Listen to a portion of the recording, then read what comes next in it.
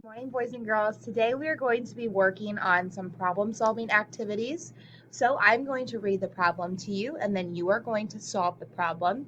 These are going to be adding and subtracting problem-solving questions, and you will be working with different types of measurement. So you'll hear inches and feet and meters. Okay, so let me read the first one. Make sure you're on the correct side that starts with the word I.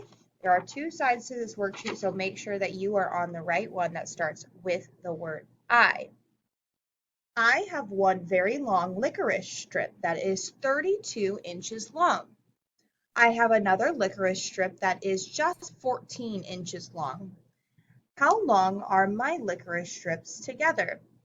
So here you have area to work out your problem and then write your answer and tell me why that is your answer and why you think that is the correct answer.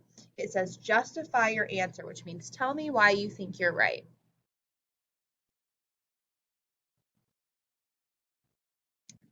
Okay, so if you haven't yet, make sure you solve that problem before you move on to this next problem. So go ahead and pause and then hit play when you're ready. The second grade hallway is 52 feet long.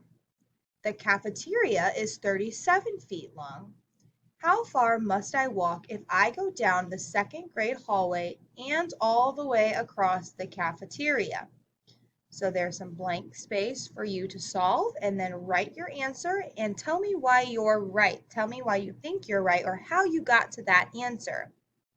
So if you need to re-listen to this problem, go ahead and rewind. If not, pause this video and go ahead and answer that question and then hit play when you're ready.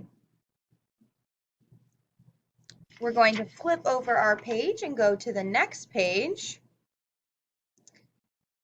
A ribbon was 50 inches long. After I cut some off, 37 inches were left. How much did I cut off?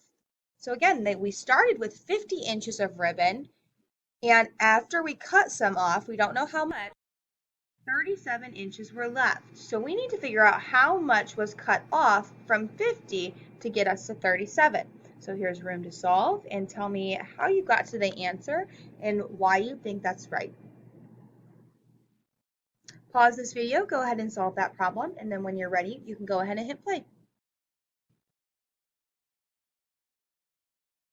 And the final question, Rita's yard is 19 meters long.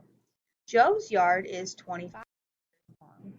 How much longer is Joe's yard?